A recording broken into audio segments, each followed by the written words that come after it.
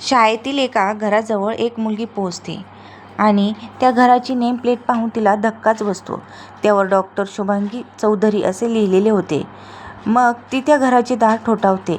तेव्हा डॉक्टर शुभांगी कोण आले एवढ्या पहाटे असे म्हणत दरवाजा उघडतात. तेव्हा त्यांच्यासमोर एक साधे कपडे घातलेली मुलगी उभी राहते. तिच्या डोळ्याकडे पाहून असे वाटत होते की कदाचित ती खूप रडली असावी. डॉक्टर शुभांगीने विचारले, तू कोण आहेस? यावर ती मुलगी हळूच म्हणाली, मला मदनरावांना भेटायचे आहे. तेव्हा डॉक्टर शुभांगी म्हणाल्या, पण ते आता इथे राहत नाहीत. 1 महिन्यापूर्वीच त्यांनी मला हे घर विकले आहे. त्यावर ती मुलगी म्हणाली, आता ते कुठे राहतात? कुठे गेले आहेत? त्याविषयी तुम्हाला काही सांगता येईल का? डॉक्टर शुभांगी म्हणाल्या, ते आपल्या कुटुंबासोबत परदेशात राहायला गेले आहे. हे ऐकल्याबरोबर ती मुलगी जोरजोरात रडू लागली आणि चक्कर येऊन खाली पडली. डॉक्टर शुभांगीने तिला आधार दिला आणि तिला घरात नेऊन सोफ्यावर बसून पाणी प्यायला दिले. पण काहीतरी त्या मुलीच्या डोळ्यातून अश्रू थांबायचे नाव घेत नव्हते. तेव्हा डॉक्टर शुभांगीने त्या मुलीला आधार दिला आणि तिला विचारले, काय झाले आहे? तू एवढी का रडत आहेस? तू मला काही सांगशील का? तेव्हा लगेचच त्या मुलीने आपल्या ओढणीने अश्रू पुसले आणि म्हणाली, माझे नाव नम्रता आहे. मी आणि माझी आई मदनरावांच्या घरी राहायची. गेली 15 वर्ष माझी आई मदनरावांच्या घरी स्वयंपाक बनवण्याचे काम करायची आणि त्यांचा मुलगा विजयची काळजी घेण्याचे कामसुद्धा करायची. कारण विजयचे आई बाबा दोघेही नोकरी करायचे आणि आम्ही इथेच वरच्या मजल्यावर नोकराच्या खोलीत राहायचो. त्याच्या कुटुंबातील सर्वच लोक खूप चांगले होते. माझी आई तिथे काम करायची म्हणून आम्हाला 2 वेळचे जेवण आणि काही पैसेसुद्धा मिळायचे. मी आणि विजय आम्ही दोघे एकाच वयाचे होतो. पण विजय हा शहरातील एका मोठ्या नामांकित शाळेत शिकत होता आणि मी एका छोट्या सरकारी शाळेत शिकत होते. सर्व काही खूप चांगले चालले होते. लवकरच मी 12वीची परीक्षा होऊन कॉलेजमध्ये दाखल झाले. पण आता माझी आई थोडीच अशक्त झाली होती. तिला पूर्वीसारखी कामे करता येत नव्हती. त्यामुळे मी माझ्या आईला तिच्या कामात मदत करू लागले. एके दिवशी माझ्या आईची तब्येत खूपच बिघडली आणि तिचे निधन झाले. तेव्हा माझ्यावर जणू काही संकटाचा डोंगर कोसळला होता. आता मी काय करणार? कुठे जाणार? आमचे नातेवाईक तर कोणीच नव्हते. गावाकडे फक्त मामा-मामी होते. पण त्यांनी माझी आई आणि मी अजिबात आवडत नव्हती.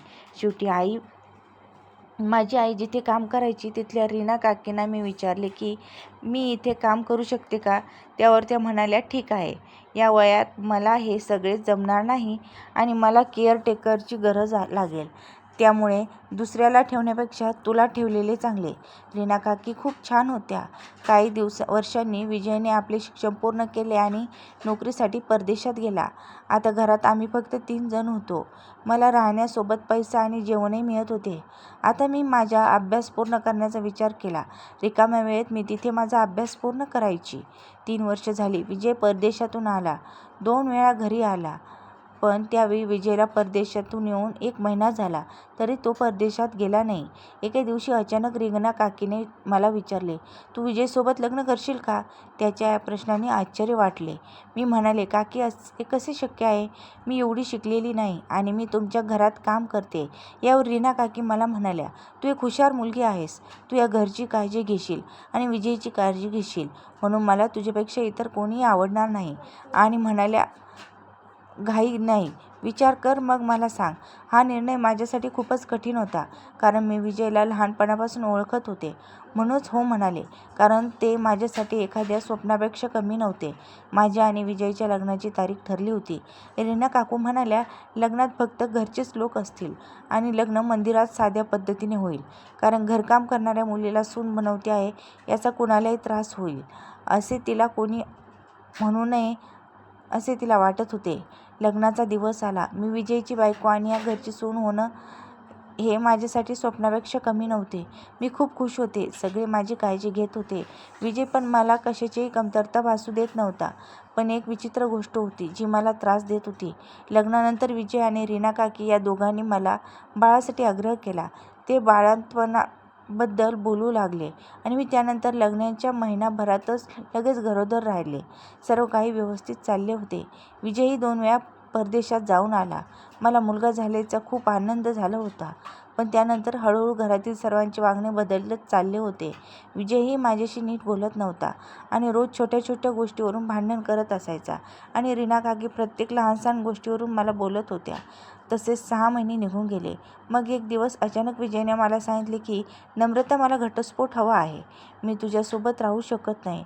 मला समजत नव्हते की काय होत आहे. रीना काकी पण काही बोलल्या नाही. 1.5 वर्षात घटस्फोट झाला आणि माझे मूलसुद्धा मला दिले नाही. कारण मी स्वतःचे पोट भरण्यास असमर्थ असल्याने ते मूल विजयला दिले. गरिबाचे कोण ऐकते? मला घर सोडण्यास सांगितले गेले. आता माझ्याकडे गावी जाण्याशिवाय दुसरा पर्याय नव्हता. म्हणून मी माझ्या हृदयावर दगड ठेवून माझ्या मामाच्या गावी गेले. पण तिथे मामीने मला खूप काही ऐकवले आणि मामीने दुसरी जागा पाहायला सांगितली. मी माझ्या मुलाशिवाय राहू शकत नव्हते. त्याची आठवण आल्यावर मी विचार करायचे, तो त्याच्या आईशिवाय कसा जगेल? या विचाराने मी खूप अस्वस्थ व्हायचे. म्हणून एकदा मी विजयशी बोलण्याचा प्रयत्न केला की मला या घरात बायको म्हणून नाही तर मोलकरीण म्हणून राहू दे. मला माझ्या मुलासोबत राहता येईल. म्हणूनच मी विजयला भेटायला आले आहे. तिचे ऐकून डॉक्टर शुभांगीचे डोळे भरून आले. मग नम्रताने तिच्या सुटकेसमधून एक फोटो काढला आणि डॉक्टर शुभांगीला दाखवला. त्या फोटोत नम्रता, विजय आणि त्याचा मुलगा होता. नम्रता म्हणाली, माझा इथे एकच फोटो आहे. या फोटोत माझ्या मुलाला पाहून मला हायसे वाटते. डॉक्टर शुभांगी विचार करू लागल्या की कोणी असे कोणाशी कसे काय वागू शकते. इतक्यात नम्रता डोळे पुसत उभी राहते आणि म्हणते, ठीक आहे काकी, मी जाते. डॉक्टर शुभांगी तिला विचारतात की तू आता कुठे जाणार? यावर नम्रता म्हणते, कुठे जाईन माहीत नाही. डॉक्टर शुभांगी काहीतरी विचार करत म्हणाल्या, बरं, मी एक डॉक्टर आहे आणि माझ्याकडे वेळ नाही, म्हणून मला घरची काळजी घेण्यासाठी आणि स्वयंपाकासाठी कोणीतरी हवे आहे. तू करशील का? यावर नम्रता डॉक्टर शुभांगीचे आभार मानत दोन्ही हात जोडून रडू लागली. नंतर 1 वर्ष उलटून गेले होते. आता नम्रता देखील डॉक्टर शुभांगीच्या कुटुंबाचा एक भाग बनली होती. एक दिवस डॉक्टर शुभांगीने हॉस्पिटलमध्ये एका तरुणाला त्याचे नाव विजय सांगताना ऐकले. तेव्हा तिने त्याला ओळखले. तो मदनरावांचा मुलगा आहे, ज्याने त्यांना ते घर विकले होते. त्यावर तिने त्याच्याकडे जाऊन बोलायला सुरुवात केली आणि विचारले, तुम्ही तर घर विकून परदेशात गेला होतात ना, मग इथे कसे काय? विजय म्हणाला की आता आम्ही या शहरात पुन्हा परतलो आहोत आणि दुसरे घरही घेतले आहे. मग डॉक्टर शुभांगी विजयला आणि त्याच्या कुटुंबाला दुसऱ्या दिवशी घरी जेवायला यायला सांगतात. विजयसुद्धा म्हणतो, हो, मी नक्की येईन. शुभांगी घरी जाते पण नम्रताला काहीच बोलत नाही.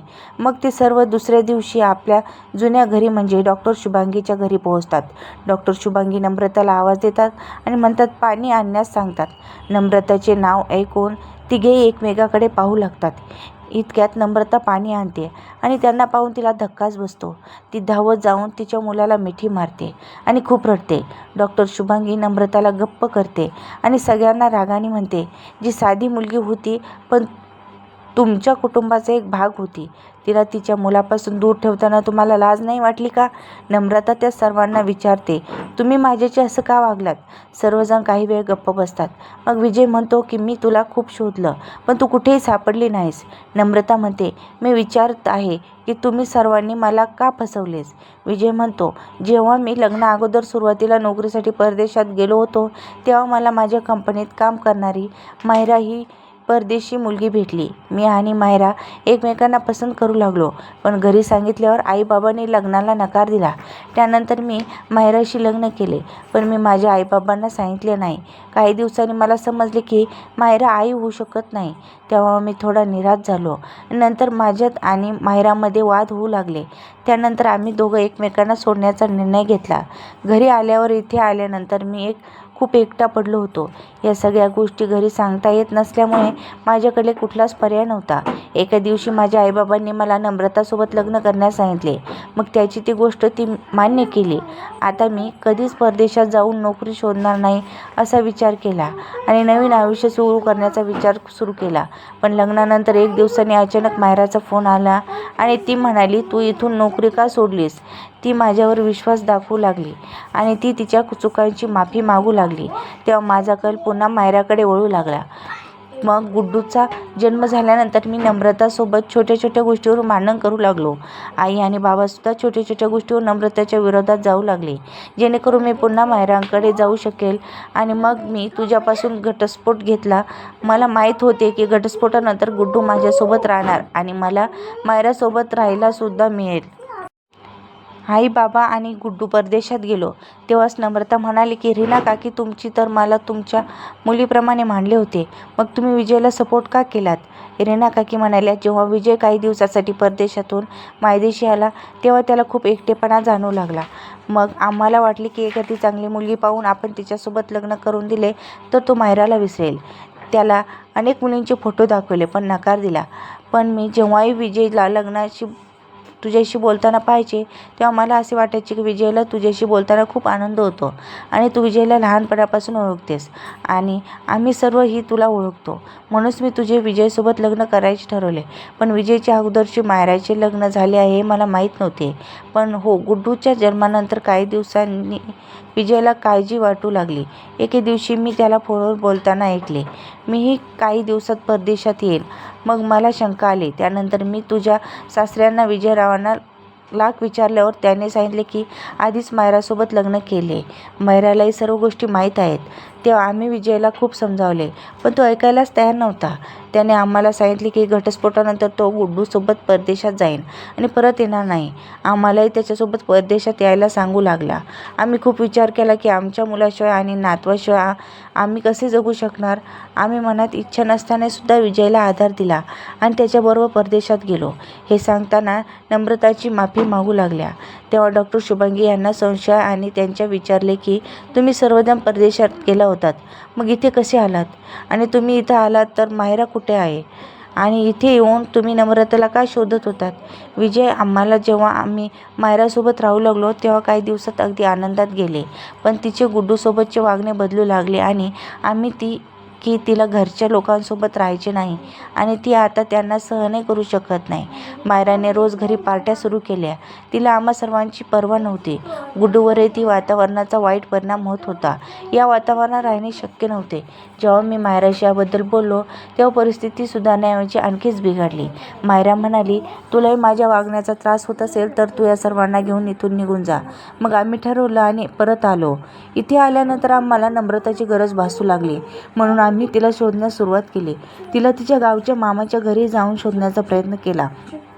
पण नम्रता कुठे आहे हे त्या लोकांना सुद्धा माहीत नव्हते. तेव्हा नम्रता म्हणाली, तुम्ही माझा विश्वासघात केलात. तुम्ही मला माझ्या मुलापासून दूर ठेवलेत. तेव्हा डॉक्टर शुभांगी म्हणाल्या, नम्रता मी तुला तुझ्या मुलासाठी तळमळताना पाहिले आहे. पण तुझ्या मुलाला आई आणि बाबा दोघांची गरज आहे. म्हणून या सर्व गोष्टी कुठेतरी थांबणे गरजेचे आहे. डॉक्टर शुभांगीचे असे बोलणे ऐकल्यानंतर नम्रता थोडा वेळ विचार केला. मग ती म्हणाली, मी बायको म्हणून किंवा सून म्हणून त्या घरात जाणार नाही. मी फक्त माझ्या मुलाची आई बनून त्या घरात जाईल आणि आईचे कर्तव्य पार पाडेल. जर या लोकांना माझे म्हणणे मान्य असेल तर मी त्यांच्यासोबत जायला तयार आहे. तेव्हा मदनराव म्हणाले, बाळा आमच्याकडून खूप मोठी चूक झाली आहे. आम्हाला माफ कर. यापुढे कधीही असे होणार नाही. मी तुला वचन देतो. तेव्हा डॉक्टर शुभांगीच्या डोळ्यात पाणी आले आणि त्यांना नम्रताला तिच्या सासरी जाण्यास सांगितले आणि त्या असेही म्हटल्या की हे घर तुझे माहेर समज आणि तू तुझ्या मुलाला कधीही इथे घेऊन येऊ शकतेस. तर मित्रमैत्रिणींनो, डॉक्टर शुभांगीने नम्रताला दिलेला सल्ला योग्य होता का? याविषयी आपले काय मत आहे ते आम्हाला कमेंट बॉक्समध्ये कमेंट करून नक्की कळवा आणि जर कथा आवडली असेल